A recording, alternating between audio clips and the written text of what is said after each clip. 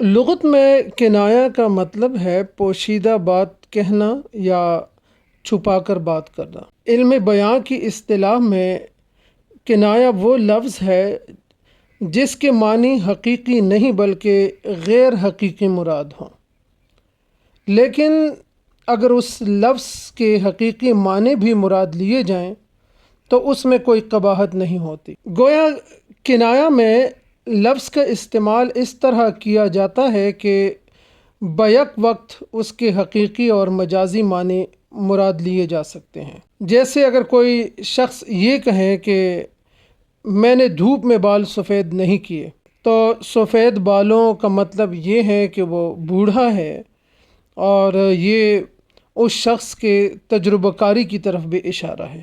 یا کسی کو دراز قد کہہ کے یہ اشارہ کرنا کہ وہ احمق ہے۔ تو اس قسم کے اشارے کیے جاتے ہیں جس میں لفظ کے حقیقی اور مجازی دونوں معنی مراد لیے جا سکتے ہیں۔ کنایا کا استعمال مختلف طریقوں سے کیا جاتا ہے۔ اس کی کچھ قسمیں یہ ہیں: کنایا قریب، کنایا بعید، تلویح، رمز اور تعریض۔ کنایا قریب تو نام سے ظاہر ہے کہ ایسا اشارہ جسے سمجھنے میں آسانی ہو، یعنی بات کرتے ہوئے موصوف کی کسی صفت کا ذکر ہوتا ہے لیکن اس صفت سے مراد موصوف ہی ہوتا ہے۔ جیسے کوئی یہ کہے کہ اس محفل میں سب آب حرام پیتے رہے، تو آب حرام سے فوری طور پر ذہن میں شراب آ جاتی ہے۔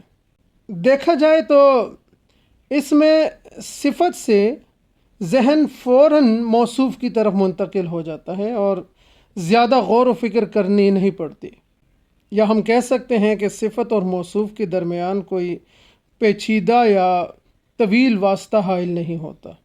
یہ شعر ملاحظہ کرے کہ ہے دوش محمد کا مکیں خانہ زیں پر، اس ناز سے رکھتا ہی نہیں پاؤں زمیں پر۔ اب دوش محمد کا مکی، یہ بڑا واضح ہے کہ حضرت امام حسین رضی اللہ تعالیٰ عنہ کی طرف اشارہ ہے، کیونکہ وہ حضور اکرم کے کندھوں پر سوار ہوتے تھے۔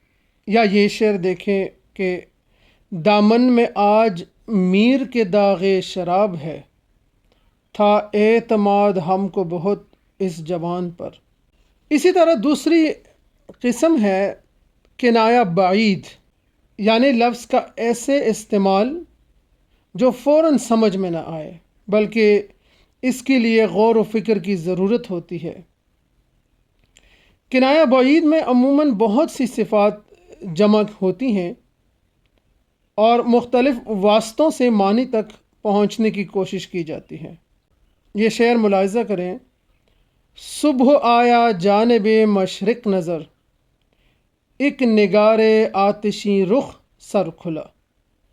اب مشرق کی جانب صبح سورج نظر آتا ہے، یہ سورج کے طلوع ہونے کی بات کی گئی ہے۔ یہاں سورج کا نام نہیں لیا گیا لیکن صفات بیان کی گئی ہیں اور ان صفات کے توسط سے ذہن سورج کی طرف چلا جاتا ہے۔ یا یہ شعر دیکھیں کہ ساقی وہ دے ہمیں کہ ہوں جس کے سبب بہم، محفل میں آب و آتش و خورشید ایک جا۔ اب اس شعر میں یہ جو ساقی کی بات وہ لکھا ہوا ہے، اس کو آپ انورٹڈ کاموں میں بند کریں تو وہ کی صفات دوسرے مصرے میں بیان کی گئی ہیں، جس سے ذہن پھر شراب تک پہنچ جاتا ہے۔ کنایا کی ایک قسم تلویح ہے۔ اس کا مطلب ہے دور سے اشارہ کرنا، یعنی صفت سے موصوف تک پہنچنے میں جب متعدد واسطوں سے گزرنا پڑے تو اس کنائے کو تلویح کہتے ہیں۔ مگس کو باغ میں جانے نہ دینا، کہ ناحق خون پروانے کا ہوگا۔ اب یہ شعر بڑا مشہور ہے، ادب کے طالب علم کو پتہ ہے کہ یہ جو پیچیدہ آفرینی ہے کہ مگس کو باغ میں کیوں نہ جانے دیا جائے، کیونکہ وہ پھولوں کا رس چوسے گا، پھر وہ چھتا بنائے گا، شہد کے اوپر جو موم ہوتی ہے اس سے موم بتی بنے گی اور پھر وہ پروانہ آئے گا اس کے پیچھے اور وہ جل کر مر جائے گا۔ تو یہ بہت واسطوں کے بعد اصل معنی تک پہنچتے ہیں، تو یہ دور کا ایک اشارہ ہوتا ہے۔ یا یہ شعر ہے کہ ہم غریبوں کو کیا ملے اس سے، اس کا چولہا تو ہے سدا ٹھنڈا۔ اب چولہا ٹھنڈا ہونا ایک اشارہ ہے، لیکن یہ نہیں بتایا گیا کہ چولہا ٹھنڈا کیوں ہے۔ شعر میں بنیادی بات یہی ہے کہ اس کے گھر میں چولہا نہیں جلتا، اس لیے کھانا نہیں بنتا۔ کھانا نہیں بنتا تو نہ وہ خود کھاتے ہیں نہ دوسروں کو کھلاتے ہیں، یا وہ خود نہیں کھا سکتے نہ دوسروں کو کھلا سکتے ہیں۔ تو یہ غربت کی وجہ سے بھی ہے اور کنجوسی بھی اس کی وجہ ہو سکتی ہے، لیکن بہرحال ایک اشارہ ہے جو دور سے کیا گیا ہے اور کچھ تردد کے بعد، کچھ ذہنی مشقت کے بعد اس کے معنی تک ہم پہنچ سکتے ہیں۔ اس کے بعد ایک قسم ہے رمز۔ رمز کنایہ کی وہ قسم ہے جس میں واسطے تو زیادہ نہ ہو لیکن بات تھوڑی سی پوشیدہ ضرور ہوتی ہے۔ امید ہے یہ مثال کے لیے جو شعر پیش کیے جا رہے ہیں اس سے آپ کو یہ رمز کی مثال سمجھ میں آ جائے گی۔ میں نے مجنوں پہ لڑکپن میں اسد سنگ اٹھایا تھا کہ سر یاد آیا۔ تو اس میں بہت سارے واسطے نہیں ہیں، لیکن بات چھپا کی گئی ہے کہ کیوں مجنوں پہ پتھر اٹھانے کے بعد اپنا سر یاد آیا۔ یا کچھ کرو فکر اس دیوانے کی، دھوم ہے پھر بہار آنے کی۔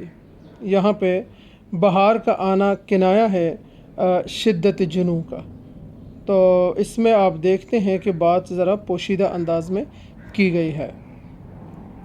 اسی طرح ایک قسم ہے تعریض۔ تعریض کا مطلب ہے اشاروں اور کنایوں میں کسی کی عیب کا ذکر اس طرح کرنا کہ موصوف کا ذکر تو نہیں ہوتا، لیکن کنائے میں کچھ صفات ایسی بیان کر دی جاتی ہیں کہ اس سے ذہن فوراً اصل مقصد کی طرف چلا جاتا ہے۔ ایک بڑا ہی آسان شعر ہے اس تعریض کو سمجھنے کے لیے۔ ہم ہی بدنام ہیں، جھوٹے بھی ہم ہی ہیں بے شک، ہم ستم کرتے ہیں اور آپ کرم کرتے ہیں۔